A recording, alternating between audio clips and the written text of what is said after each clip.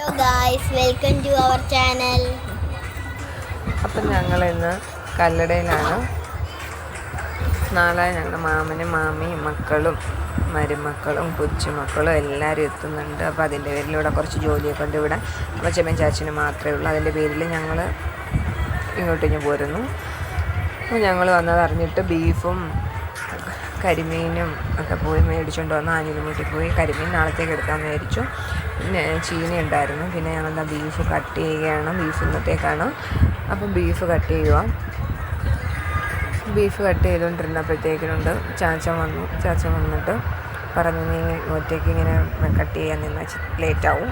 കാരണം ഓൾറെഡി ഞങ്ങൾ ലേറ്റാണ്. 12 മണിയോട് അടുപ്പിച്ച് ഏകദേശമായിട്ടുണ്ട്.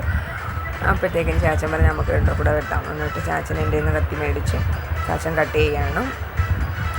അങ്ങനെ വളരെ ഫാസ്റ്റായിട്ട് കട്ട് ചെയ്യുന്നുണ്ട്. ചാച്ചൻ ഇടതാണ്, അപ്പം നല്ല ഫാസ്റ്റായിട്ട് കട്ട് ചെയ്യുകയാണ്. അങ്ങനെ കട്ട് ചെയ്ത് വന്നിട്ട് എൻ്റെ അടുത്ത് വാഷ് ചെയ്യാൻ പറഞ്ഞു. അങ്ങനെ ഞാനത് നന്നായിട്ട് വാഷ് ചെയ്യുകയാണ്. വാഷ് ചെയ്ത് വെച്ച്, കാരണം ചാച്ചൻ ഈ ബീഫ് നന്നായിട്ട് പെരട്ടും.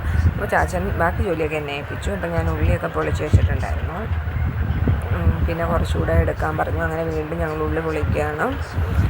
അപ്പോൾ എൻ്റെ കൂടെ ഉള്ളി പൊളിക്കാൻ വേണ്ടി സഹായിക്കാനായിട്ട് കണ്ണപ്പനും പൊന്നസും കൂടിയിരിക്കുകയാണ്. പക്ഷേ കണ്ണപ്പൻ പിന്നെ ഓടി ഇതാണ് അവൻ ചെയ്തുകൊണ്ടിരിക്കുന്നത്. ഉള്ളി പൊളിച്ച ആളാണ്. അങ്ങനെ അവിടെ നിന്ന് എസ്കേപ്പായി. അങ്ങനെ അമ്മച്ചമ്മ മീൻ വെട്ടാണ്. കരിമീൻ നാളത്തേക്ക് വെട്ടി വൃത്തിയാക്കി മസാലയൊക്കെ തേച്ചിട്ടൊക്കെ അത്രയും ജോലി ഒതുങ്ങുമല്ലോ എന്ന് പറഞ്ഞിട്ട് അമ്മച്ചമ്മ മീൻ വെട്ടാനായിട്ട് ഇപ്പോൾ പൊന്നസ് അടുത്ത് എന്തിരുന്ന് മീൻ വെട്ടുന്നതൊക്കെ നോക്കുകയാണ്. അവിടെ നിന്ന് എഴുന്നേറ്റ് പോകുന്നുണ്ട്. അങ്ങനെ ഞാൻ വീണ്ടും അകത്ത് വന്ന് വെളുത്തുള്ളി ഇഞ്ചിയും പച്ചമുളകും കൂടെ ചോപ്പ് ചെയ്ത് വെക്കാമെന്ന് വിചാരിച്ചു. ഈ ചോപ്പർ സന്തോഷമായിട്ടും കൊണ്ടു കൊടുത്തിട്ട് 3 വർഷം കഴിയുന്ന കേസ് ഇതുവരെ അത് ഉപയോഗിച്ചിട്ടില്ല. അങ്ങനെ ഇരിക്കുമ്പോഴാണ് കണ്ണപ്പൻ വന്ന് പറഞ്ഞത്. കണ്ണപ്പൻ പന്ത് കളിച്ചുകൊണ്ടിരുന്ന പന്ത് താഴോട്ട് ഉരുണ്ട് പോയെന്നപ്പോൾ നമ്മുടെ വീട്ടിൻ്റെ അടുത്തുനിന്ന് താഴോട്ട് ഇറക്കമാണ്. അപ്പം കണ്ണൻ ഫസ്റ്റ് ടൈമാണ് ഇത് അറിയുന്നത്. പന്ത് കളിച്ച ആൾ പന്ത് താഴെ പോയപ്പോൾ അവൻ പറഞ്ഞു പന്ത് ഉരുണ്ട് പോയെന്ന് പറഞ്ഞു. പിന്നെ ഞാൻ ആ ഇറക്കത്രയും കയറി പന്ത് നോക്കിയിട്ട് കണ്ടില്ല. അങ്ങനെ ഒരു വീട്ടിൽ കിടന്നു. പിന്നെ അവിടുന്ന് വലിഞ്ഞു കയറി വരുന്ന രംഗമാണിത്. അങ്ങനെ അതോടുകൂടി അവൻ്റെ പന്ത് കളി അവൻ ഉപേക്ഷിച്ചു. കാരണം അവൻ ഇറങ്ങാൻ കയറാൻ പറ്റുന്നില്ല. കാരണം പന്ത് കളിച്ച് എങ്ങനെ ആയാലും താഴെ പോവും. അതിപ്പോൾ അറിഞ്ഞാലും ഉരുണ്ട് പോവും. അപ്പോഴത്തേക്കിന് ചാച്ചൻ ഇറച്ചി വരട്ടാനായിട്ട് അടുപ്പ് കത്തിച്ച്, ഈ ചട്ടി എന്ന് വെച്ചാൽ നമ്മുടെ പാറയ്ക്കകത്തുണ്ടാകുന്ന ചട്ടിയാണ്. ഇത് ഇവിടെ ഉണ്ടോയെന്ന് എനിക്കറിയത്തില്ല. ഇത് തൃശ്ശൂരിൽ നിന്ന് കൊണ്ടുവന്നതാണ്. ഞാനിത് മേടിക്കാൻ നോക്കിയിട്ട് എനിക്കിതുവരെ കിട്ടിയിട്ടില്ല. അപ്പോൾ ഇതിനകത്താണ് ചാച്ചൻ ഇറച്ചിയൊക്കെ വരട്ടുന്നത്. എൻ്റെ വീട്ടിൽ ഒരെണ്ണം ഉണ്ടായിരുന്നു. പക്ഷേ അതെല്ലാം പെട്ടെന്ന് പൊട്ടിപ്പോയി. പക്ഷേ ഇത് മാത്രം ചാച്ചൻ വർഷങ്ങൾ കൊണ്ട് ഞാൻ എൻ്റെ കൊച്ചിലെ തൊട്ടേ യൂസ് ചെയ്യുന്ന ഒരു ചട്ടിക്കലമാണ്. ഇതുവരെ അതിനൊരു കംപ്ലൈൻറ്റും പറ്റിയിട്ടില്ല. അങ്ങനെ ചാച്ചൻ ഉള്ളിയൊക്കെ വാടി കഴിഞ്ഞപ്പോൾ ഇറച്ചി പിഴിഞ്ഞ് അതിനകത്തോട്ട് ഇടുകയാണ്. എന്നിട്ടൊരു അടപ്പെടുത്ത് അടച്ചു വയ്ക്കുന്നുണ്ട്.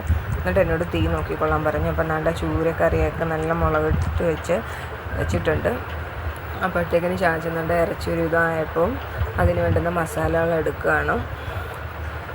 എന്നിട്ട് എനിക്കിതെല്ലാം പറഞ്ഞു തരുന്നുണ്ട്. കാരണം ഞാനിത് ഇതുവരെ വെച്ചിട്ടില്ല. അപ്പോൾ ഇങ്ങനെ ചെയ്യണമെന്നൊക്കെ എനിക്ക് പറഞ്ഞു തരികയും ചെയ്യുകയാണ്. മുളക് പൊടിയും മല്ലിപ്പൊടിയും മഞ്ഞൾപ്പൊടിയൊക്കെ ഇട്ട് ചാച്ചനത് ചൂടാക്കിയിട്ട് ഞാനാണ് ഇളക്ക് കാര്യങ്ങളും തീ കൊടുക്കുക ഇതെല്ലാം എൻ്റെ ജോലിയാണ്. അപ്പോൾ ഞാൻ എന്നോട് ഇളക്കാൻ പറഞ്ഞു. ഞാൻ ഇളക്കുകയാണ്. അപ്പോഴത്തേക്കിനും പൊടിയൊക്കെ ഇടാമെന്ന് പറഞ്ഞു.